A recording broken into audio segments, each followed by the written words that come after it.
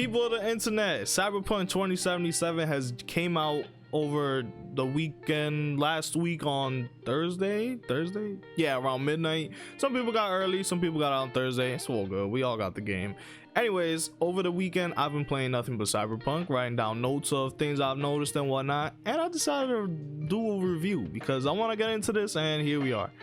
So for full transparency, I am playing Cyberpunk on my computer. I have a i7 processor, i7-9700F processor, RTX 2060 super graphics card, 16 gigs of RAM, and I'm playing the game off of SSD. The reason why I'm saying this is for later clarification. Anyways, let's go on to my list. So first things first, I'm gonna do the positives. Yeah, we're gonna do the positives, bitch. Anyways, my first thing is I put the customization is super in depth. They'll have you customizing damn near everything down to like your teeth, your fingernails, and the color of it, the length of it. Fucking, they have you customizing your dick. You think I'm joking, but yeah, I mean your genitals, because you also could give yourself a vagina, or you can give yourself nothing. So there's that. They also have you customize, or I mean mod your body. So for example, I modded my character's eyes. I forgot what the mod does honestly, but I also modded my hands, my guns. Gun mods is, you know, the simple stuff like a scope or whatever, silencer, simple things like that. You can also mod your clothes too. And if I'm being honest, I have zero idea how to get the clothing mods. I think you just picked them up off someone. I have no idea, I really don't.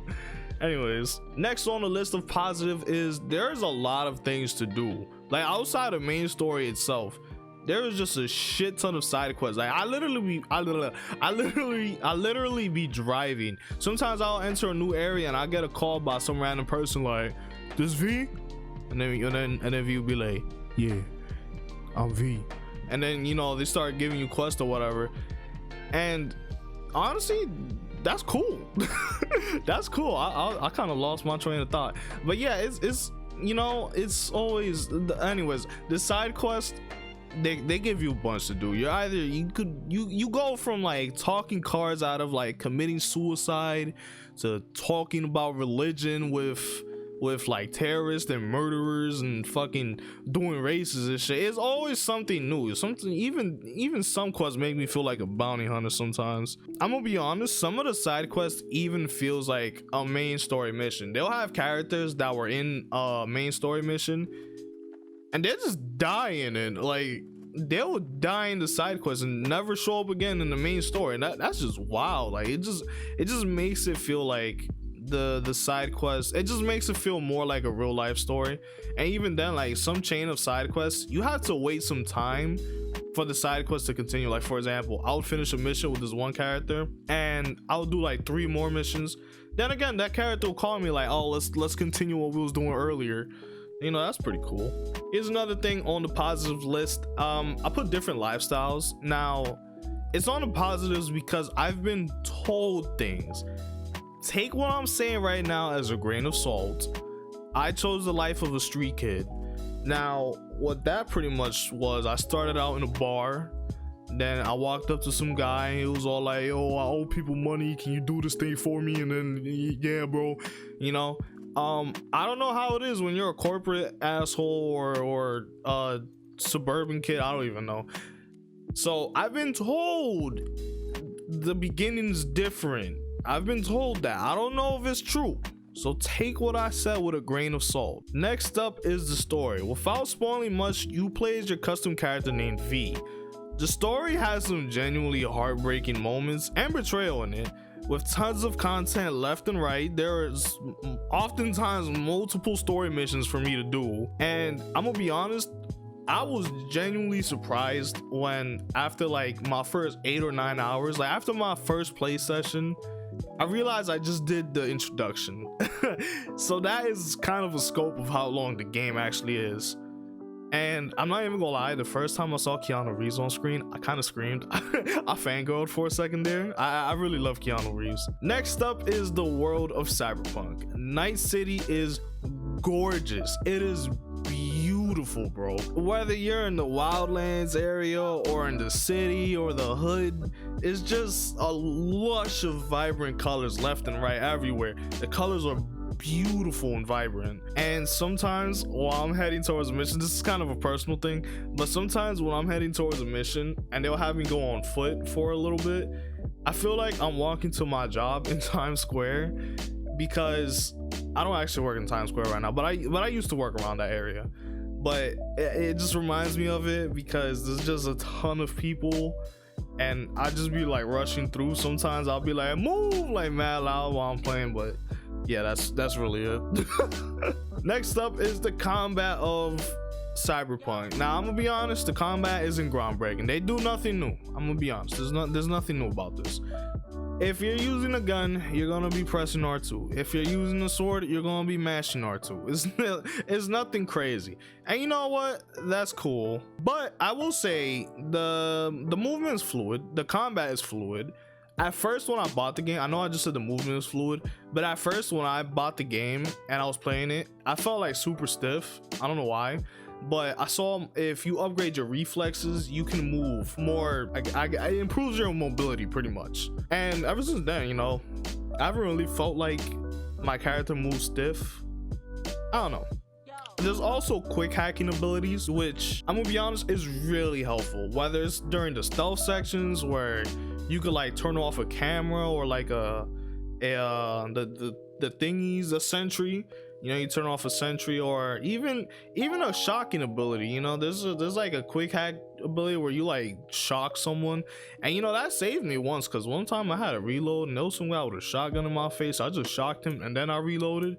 So you know, it does come in handy at times. Also, the last thing on the the last thing on my skills, on my yes, the skills. The last thing on my positive is the skills. CyberPunk provides a huge skill list. I said huge. I mean multiple huge skill list for each ability, whether it's for combat, for stealth, for keeping your cool or whatever.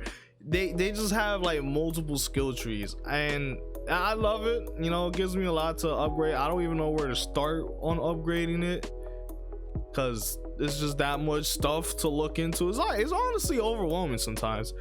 Anyways, for example, the skills I got that are my favorite is one, if I get hit, I let out a jolt of electricity damaging people within my radius. And or another one where my crafted weapons will do more damage compared to a weapon I looted off someone or a bot in a store. So that's about it for the positives. Now we're moving on to the negatives. This is probably where everyone's probably gonna get a hate boner. This game is unoptimized as shit.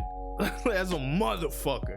Yo, day one, this game was crashing left and right. Everything I did, this game was crashing. Then I kind of just developed the habit of saving often, because the autosave option does not autosave after like every action. You know, like how you walk out a door, house in a walk out of a building in certain games, they'll like autosave or whatever right there. No, this game does not do that. So when a game would crash in the middle of the mission, I would have to repeat like a segment of the mission because it didn't save, and that's honestly annoying. I don't want to redo shit because the game doesn't want to work. So there's that.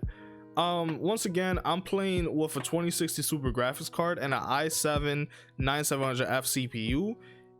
I was trying to push 75 frames. If you don't know, at around the time when I got my PC, I didn't know what hertz were, so pretty much I can only do 75 FPS for now. In the future, I plan on upgrading it, but even that I couldn't even hit. I could barely hit 60 FPS in general.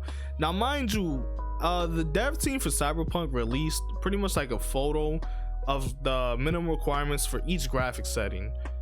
I had more than enough for high settings. You know, it was talking about a 3rd gen i5 processor or whatever. I have a 9th gen i7 processor, and granted, they did say the graphics card was at least needed to be a 2060 Super or 2060, so there's that. But even that, I felt like I should at least push 60 frames, and then maybe 50. There was a lot going on, but no, I barely hit 60 in general. granted, it does go up to 75 frames per second when I'm in the pause menu. Anyways, after that, I started playing in medium settings because I'd rather get like an extra 2 or 3 more frames. So there's that. This game is also buggy as shit. There's oftentimes cars just randomly spawning on top of me, NPCs hold up, we're gonna get to this, but NPCs just walking into my car, like they don't even sit in the car or anything, they just like phase on top of the car, so that if I try driving I would run them over. Then I got the police on me. Now we're gonna move on to the next negative, and it's the AI in this game. This AI is dog shit retarded. I'm being honest, man. This AI is terrible. Now in the overworld, not only will NPCs just randomly like walk up to like me driving, like for example if I'm turning a corner, the AI will still try to cross the street with me turning the corner, then I'll run them over and I got the police on me. Then now let's move on to the police in the game.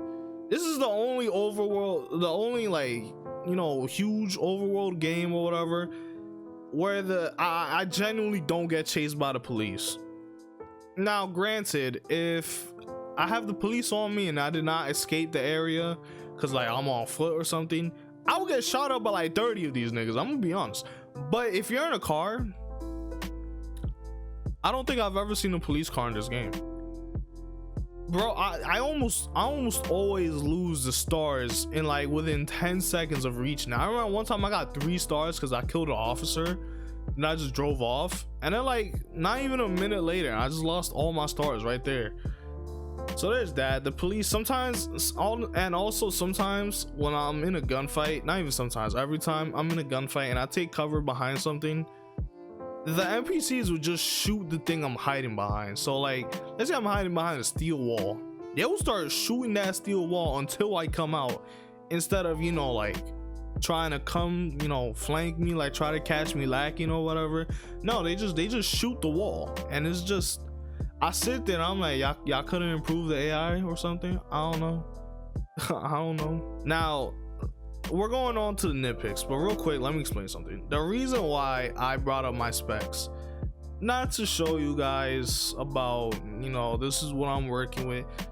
Well, yeah, that too, but it was mainly because there was a lot of like, so for example on Twitter there's like a lot of people complaining about the base game, the base PS4 version of the game.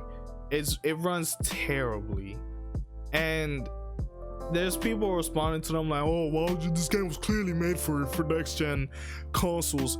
I would argue it was made for PC because they started production or creating the game back in 2013. But anyways, you know, there's people like, oh, it was made for next gen, you're playing with a base PS4. For one, they put it out on sale for base PS4. You should never blame the consumer for buying a shitty product.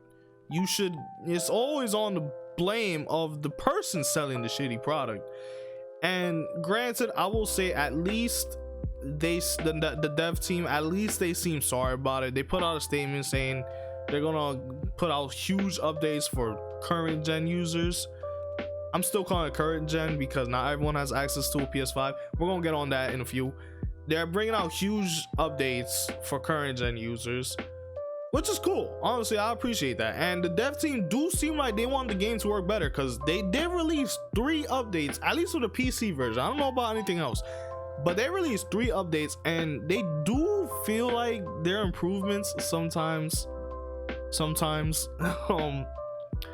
But yeah, anyways, now on to the next gen. There's people saying, oh, just buy a next gen console. Motherfucker, that shit is sold out everywhere, bro. And for one, I am not trusting no random person I saw on eBay, so I'm selling this for $550. No, I don't trust that. I don't trust you motherfuckers. Y'all know y'all be trying to steal people and all that. Anyways, that's it for the hardware thing. And about my build, the reason why I brought that up is because the average gamer does not have a 30 series graphics card. No one has money to buy a $1,500 graphics card. People probably even got like a better graphics card than I do, like a 2070 or 2080. But even then, majority of gamers probably got like a 1660 or some shit like that because it's cheap. Not everyone has money to buy all these expensive shit. We're not all multi-million sub channels or whatever. We can't afford like all the expensive shit. So stop being an asshole. Stop trying to poor shame someone for having a base PS4 when it probably worked perfectly fine for like the past what, 6 years. Stop trying to poor shame people. Come on, guys. Don't be an asshole. Anyways, I guess I'll move on to my nitpicks. My first nitpick is sometimes the conversations will take like a long ass pause. Like for example, I'll be in a mission and the person I'm doing the mission with will be like, oh yeah, I got this job for you. I want you to go hunt this person down, like just like that. I'm just saying, sometimes I'll be sitting there like, is it me? Do you want me to go? Like, should I go? But no, it's just, I don't know, the game just takes long ass pauses. And also Night City itself is like a double-edged sword. It's beautiful, it's huge, it's amazing, Night City, but I really feel like Night City is the reason why the game like has stability issues. Freaking, there'll be like tons of NPCs. What's that? It was like an old Assassin's Creed game. I think it was like Unity or whatever. Or like you be traveling and there'd be like a shit ton of people in the area. Then you start dropping frames and all that because there's just so much stuff to load on screen. And that's what I feel like about CyberPunk. I feel like there's just too much stuff on screen for, I guess, like the systems to handle. But anyways, let's move on to my verdict. We already went over the positives and all the negatives and even my nitpicks. So should you buy it? For one, I'm gonna give this game, I want to give it an 8 or a 9 out of 10 because I honestly get addicted while playing it. I'll play this game for like several hours straight, no problem. But my thing is, this game, it's too buggy. It's way too much glitches. Granted, I never experienced anything game breaking, so thankfully, but it's just too much glitches. And it's just, no. I don't want my car to suddenly spawn destroyed, or I don't want to see cars just randomly flying all over the place, NPCs like phasing through shit, getting in my way and stuff, you know. And also it's really just the bugs. If there was no bugs, I would wholeheartedly tell you buy the game. Now granted, okay, now do I suggest buying the game? Unless you're like super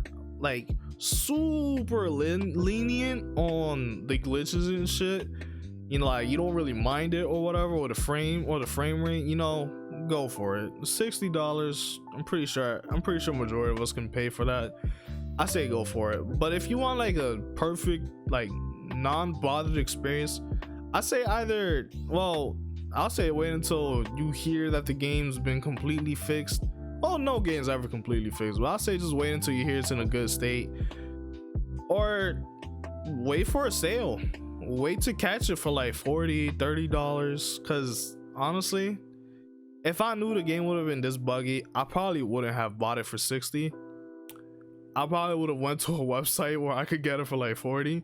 But anyways, that's my verdict. If you like what you saw, go ahead, like, comment, subscribe. If you disagree with anything I say, go ahead, put in the comments what you disagreed with. How would you rate the game or whatever? Let's have a discussion about this game.